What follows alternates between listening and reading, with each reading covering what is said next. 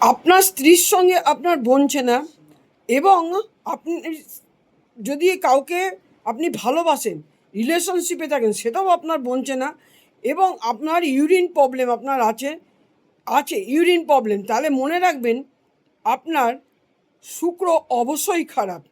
শুক্র অবশ্যই খারাপ। তাহলে কি করতে হবে? রেমেডি যেটা বলছি সেটা কি করতে হবে?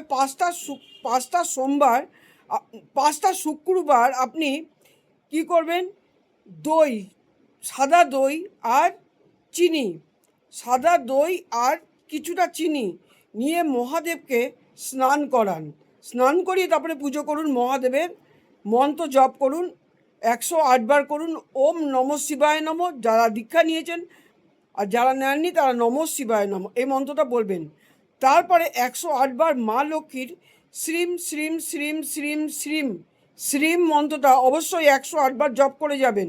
এতে আপনার শুক্র পাওয়ারফুল হবে। আর গোলাপের আতর, অরিজিনাল গোলাপের আতর মহাদেবকে লাস্টে দিন, স্নান করানোর পরে দিন, এবং নিজেও গোলাপের আতর মাখুন। দেখবেন আপনার শুক্র অবশ্যই পাওয়ারফুল হয়ে গেছে।